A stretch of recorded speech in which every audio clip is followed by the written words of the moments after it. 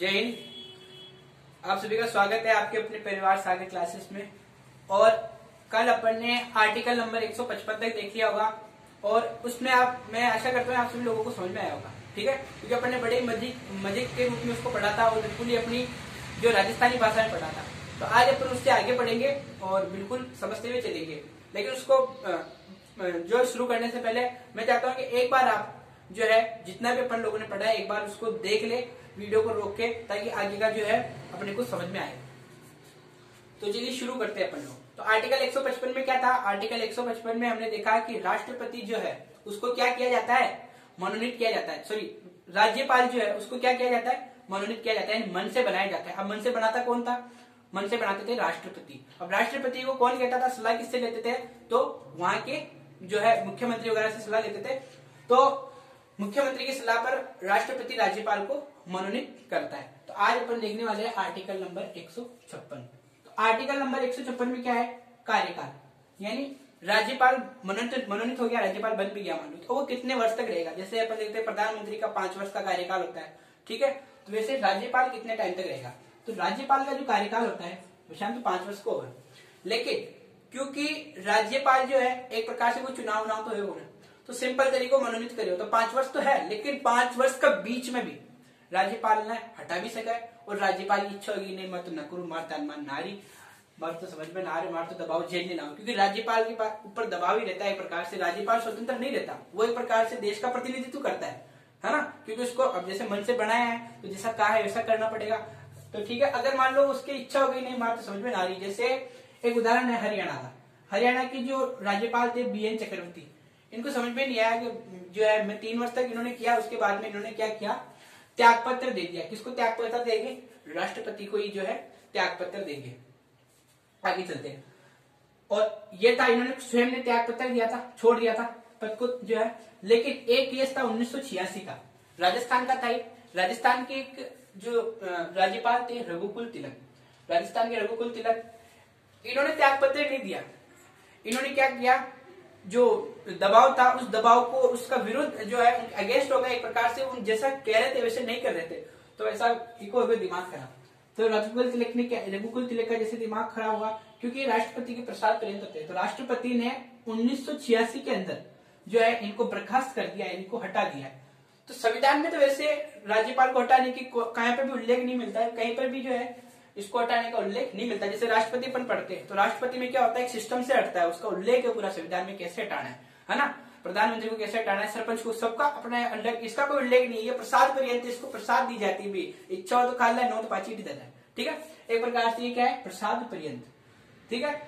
तो राष्ट्रपति जो है, राष्ट्रपति को जो है राज्यपाल त्याग पत्र दे सकता है कि मैं इस पद से त्याग कर रहा हूं, ठीक है। तो ये आर्टिकल नंबर 156 आप लोगों को समझ में आएगा कार्यकाल से संबंधित, कि कार्यकाल वैसे तो 5 वर्ष का होता है, लेकिन फिर भी राज्यपाल राष्ट्रपति को त्याग पत्र देकर उस पद को छोड़ सकता है कभी भी, और राष्ट्रपति भी उसको बर्खास्त कर सकते हैं ना, हटा सकते हैं। तो आर्टिकल नंबर 156 आप लोगों को समझ में आ गया। Article number 157। अब आर्टिकल नंबर 157 क्या कहता है? आर्टिकल नंबर 157 कहता है योग्यता, उसकी एलिजिबिलिटी, कौन सा व्यक्ति जो है राज्यपाल बनने की योग्य है, तो उसकी कुछ योग्यता है। तो उसमें पहली योग्यता जो है वह भारत का नागरिक होना चाहिए। वह भारत को कम से कम होनी चाहिए, तो चाइना में थोड़ी उठा ले रहे हैं, भारत को तो कम से कम होनी चाहिए, ठीक है, वह भारत का नागरिक होना चाहिए। दूसरा, कम से कम 35 वर्ष की, मतलब उसकी जो है युवा जोश जो है, जवानी निकल गई होनी चाहिए। ऐसा नहीं हो कि किसी युवा को बना दे और निपटा दे मामला। तो 35 वर्ष का तो होना ही चाहिए, जिसने संसार देख लिया, उसको कुछ नहीं चाहिए, बस जैसा चल रहा है वैसे चलने दो। 35 वर्ष का वो होना चाहिए।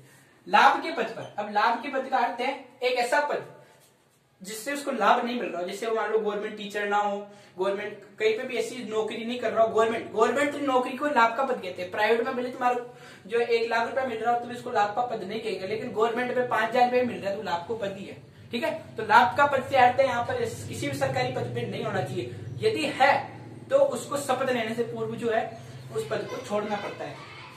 चौथा, वो विधानसभा का सदस्य होने की योग्यता नहीं रखता हो। अब विधानसभा के सदस्य होने की क्या योग्यता होती है, जब अपन आगे विधानसभा पढ़ेंगे वहां पर कोई पूरा समझ में आ जाएगा। फिलहाल तो हम लोगों को ये समझना है कि वो विधानसभा का सदस्य होने का योग्य नहीं होना चाहिए। तो योग्यता में 4 बातें होगी, वो भारत का नागरिक नहीं हो, दूसरी बात वो 35 वर्ष की उसकी जो आयु हो, तीसरी बात, किसी लाभ के पद पे ना हो। चौथी बात, विधानसभा का सदस्य बनने के योग्य ना हो।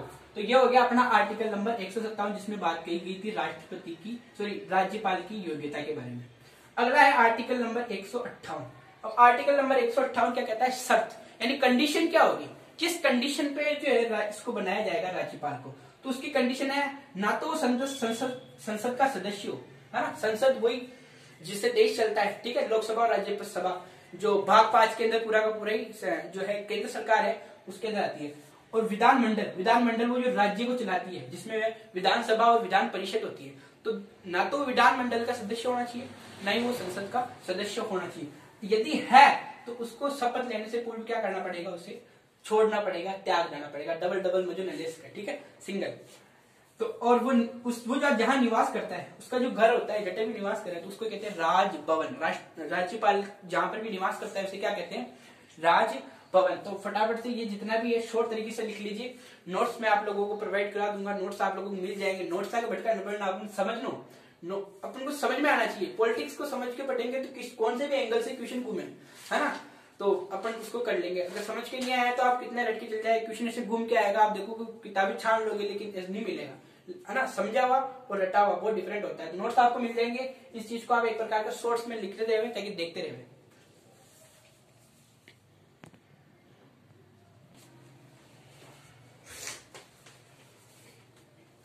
चलिए यहां तक आप सभी लोगों ने उतार लिया। आगे बढ़ते हैं अपन आर्टिकल नंबर 159। इस आर्टिकल में कहा गया है राष्ट्रपति की शपथ, यानी राष्ट्रपति को मनोनीत कर दिया गया, उसकी योग्यता वगैरह हमने देख ली। अब राष्ट्रपति अगर बनेगा, बनने के बाद में जो शपथ ली जाती है उसके बारे में चर्चा है। किसमें? आर्टिकल 159 के अंदर। इसमें क्या कहा गया है? इसमें कहा गया है कि राष्ट्रपति को शपथ जो दिलाएगा वो उच्च न्यायालय का मुख्य न्यायाधीश होगा। यानी जो उच्च न्यायालय होता है अपना, उस उच्च न्यायालय का जो मुख्य सबसे प्रमुख न्यायाधीश होगा वो शपथ दिलाएगा किसको? राष्ट्रपति को। मान लीजिए कि मुख्य न्यायाधीश है ही नहीं, ठीक है, कुछ कारण आए नहीं, तो अगर मुख्य न्यायाधीश नहीं है तो इनके बाद में जो वरिष्ठ जो बाद में जो न्यायाधीश होंगे वो शपथ दिलाएंगे किसको? राज्यपाल को, ठीक है। तो ये हो गया आपका 159। अगला है 160। इसमें क्या कहा गया है? 160 में कहा गया है कि आपातकाल में राष्ट्रपति के पास कुछ कार्य होते हैं। मान लीजिए इमरजेंसी लगी, जैसे मान लीजिए अभी फिलहाल कोरोना के अंदर इमरजेंसी थी एक प्रकार से, तो कोरोना के अंदर इमरजेंसी थी, तो उस इमरजेंसी में राज्यपाल के कुछ कार्य होते हैं। तो उनको अपन आगे विस्तार से देखेंगे। फिलहाल 160 में आपको इतना ध्यान रखना है कि राज्यपाल के आपातकालीन स्थिति में जो है विशेष कार्य या कह सकते हैं कार्य। अब आगे के जितने भी आर्टिकल होंगे उनमें राज्यपाल की शक्ति, कि राज्यपाल बन गया उसके पास क्या क्या पावर्स है, उसके क्या क्या काम है ना, इसके बारे में चर्चा होगी, ठीक है। अब आपके एक चीज और आपके दिमाग में रेडी होगी, वो है वेतन को लेकर रेडी होगी। तो वेतन भी हम जो है क्लियर कर देंगे, लेकिन उससे पहले अपन समझते हैं राज्यपाल की शक्तियां, कि राज्यपाल के पास क्या क्या पावर है, क्या क्या शक्तियां है उसके पास। चलिए तो एक एक करके समझते हैं। पहली शक्ति देखिए 161 में क्या क्या है? समाधान शक्ति। पहली पावर समाधान शक्ति, मतलब समाधान, जैसे कोई किसी को दंड दिया गया है कोर्ट के द्वारा, ठीक है, किसी ने कुछ जो है दंड दिया गया है, तो उस दंड के प्रति राज्यपाल के पास कुछ समाधान शक्ति होती है कि वो उस अपराधी को क्षमा कर सकता है। किस प्रकार से? पहला है लघुकरण। लघुकरण का मतलब है कि मान लो किसी को जेल हुई है 12 साल की जेल, मान लीजिए राज्यपाल का मिलने वाला था, तो 12 साल की जेल हुई, राज्यपाल उसको कम करा सकता है, उसको 6 साल की करा दी, 5 साल की करा दी, है ना। तो राज्यपाल समाधान शक्ति में पहला है लघुकरण, यानी उसकी सजा को कम करा सकता है। दूसरी है निलंबन। अब निलंबन का अर्थ क्या है कि मान लीजिए कि ज्यादा ही मिलने वाला था, मान लीजिए जो राज्यपाल था उसका साढ़े पुल लगाया, आजी जाजी खाइए अगर राजभवन जेल हो रही, हाँ, तो ज्यादा ही क्लोज हो गए, तो जीजाजी क्या करेगी, उसकी जो सजा है उसको समाप्त कर देगी, बिल्कुल ही दंड को फिनिश कर देंगे। इसलिए कहा गया था कि राज्यपाल उसी राज्य का नहीं होना चाहिए, और सबको बचा लेगा, सबको जो है पद दे देगा, है ना। इसलिए कहा गया था राज्यपाल जो है उस राज्य का नहीं होना चाहिए, ठीक है। तो यह फिर यहाँ जीजा साले का जो प्रेम था वो फिर संविधान के अंदर एक प्रकार से कलंक हो जाता। तो अगला है परिहार क्या होता है? पुनः जांच। मान लीजिए कि किसी को दंड दिया गया है ना, उसके साले का उदाहरण ले लेते हैं, उसके साले को दंड दिया गया है, मृत्यु दंड दे दिया गया है। अब राज्यपाल ये रुको रुको रुको पहले चल जांच करो, मन डाउट है ना, तो वापिस जांच के लिए भेज सकता है, क्या कर सकता है, उसकी वापिस जांच करा सकता है। तो राज्यपाल के पास समाधान से रिलेटेड कितनी शक्ति है, पहली लघुकरण, दंड को कम कर सकता है, दूसरी निलंबन, दंड को बिल्कुल समाप्त कर सकता है, और तीसरी है पुनः जांच, उसकी वापस क्या करा सकता है, पुनः जांच करा सकता है, भाई एक बार वापस चेक करो। लेकिन किसी को अगर मृत्यु दंड दिया गया है, किसी को अगर मृत्यु दंड दिया गया तो राज्यपाल उसको फिनिश नहीं कर सकता है ना, यहाँ जो दंड समाप्त कर सकता है उसमें कोई सा दंड समाप्त कर सकता है, चोरी का कर सकता है, बलात्कार जो भी है, लेकिन उसमें दंड का समान नहीं कर सकता, और किसी भी हालत में समाधान शक्ति के माध्यम से ऐसा नहीं किसी को मृत्यु दंड दिया गया है उसको बचा लिया जाएगा, नहीं। दूसरा है आरबी कोड। आरबी का जो कोड होता है, आरबी से रिलेटेड जितने भी दंड दिए जाते हैं उनमें वो कुछ भी छेड़छाड़ी नहीं कर सकते, उसमें वो कुछ भी नहीं कर सकता। तो ये हो गया 161 में समाधान शक्तियां, जिसमें कौन कौन सी थी, लघुकरण, निलंबन और परिहार।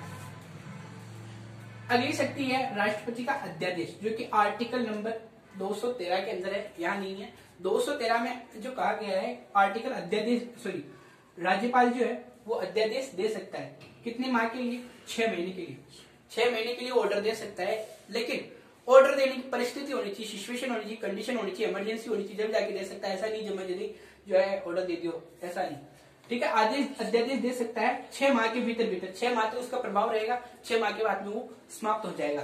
पहली बात कि उसकी परिस्थिति होनी चाहिए। दूसरी सबसे इंपॉर्टेंट बात कि वो जो अध्यादेश दे रहा है, जो भी ऑर्डर दिया है, वो ऑर्डर राज्य की विधानमंडल के पास जो शक्ति होती है उससे रिलेटेड होनी चाहिए। जो राज्य की विधानमंडल बना सकती है, जो कानून बना सकती है, वही बनना चाहिए। ऐसा नहीं हो कि भाई साहब सेंटर का जो सेंटर के कानून होते हैं उसमें भी अध्यादेश दे सकते हैं, है ना। उदाहरण के लिए समझ लेते हैं कि जैसे मान लो सेंटर के पास पावर है एयरपोर्ट की, है ना, तो इमरजेंसी में मान लो कोरोना है, तो राज्यपाल साहब फोन करेगा, मान लो अध्यादेश को पावर है, हेलीकॉप्टर में ज्यादा नहीं मांग कर ले रहा हूँ, है ना, ऐसा नहीं। सेंटर जो केंद्र के पास जो ताकत होती है, जो संसद के पास, उससे रिलेटेड वो कुछ भी छेड़छाड़ी नहीं करेगा, वो करेगा विधानमंडल के अंदर जो होती है राज्य की जो कार्यपालिका होती है, उससे रिलेटेड वो जो अध्यादेश दे सकता है। तो अध्यादेश से रिलेटेड हमें समझ में आ चुका है कि पहली बात तो स्थिति होनी चाहिए, दूसरी बात वो किससे रिलेटेड होना चाहिए, अध्यादेश विधानमंडल से, ठीक है। अगली पावर है जितने भी विश्वविद्यालय होते हैं, राज्य में जो विश्वविद्यालय होते हैं, उन विश्वविद्यालयों की जो कुलपति यानी एक प्रकार से मेन जो चीफ होता है उसको नियुक्त कर सकता है कौन, राज्यपाल। और उच्च न्यायालय के मुख्य न्यायाधीश को कौन कर सकता है, जो है राज्यपाल उसको नियुक्त कर सकता है। एक शक्ति ये भी है आर्टिकल 171 में, आर्टिकल 171 की 3 में, है ना, 3 मानो क्या मानो, बात एक ही है ना। 3 के अंदर विधान परिषद जो है, विधानमंडल जब अपन पढ़ेंगे पूरा का पूरा, उसमें 2 भाग होंगे, एक तो विधानसभा और एक विधान परिषद। तो विधान परिषद के जो सदस्य है, उन सदस्यों में से 1/6, जैसे मान लीजिए सपोज दैट 60 सदस्य है, तो 60 का 1/6 कितना हो गया, 6 से काटूंगा मैं, 10 सदस्य, 60 में से 10 सदस्य राज्यपाल साहब मनोनीत कर सकते हैं, उनकी मन से बना सकते हैं। लेकिन मन से बना सकते हैं इसका अर्थ ये नहीं कि हर किसी को बना देंगे ना, ऐसा नहीं। उसका भी एक जो है, एक तो या तो कला और संस्कृति से संबंध होना चाहिए, या फिर समाज सेवा में संबंध होना चाहिए, या फिर किसी प्रकार से वो उनके अंदर जो है विशेषता होनी चाहिए, उनसे रिलेटेड जो है वो बना सकते हैं, ठीक है। तो ये थी कुछ राज्यपाल की शक्तियां, यहाँ तक लिखिए, फिर अपन आगे बढ़ते हैं।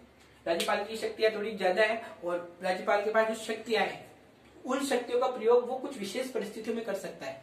तो यहाँ तक आप लिखिए, फिर आगे और पढ़ते हैं।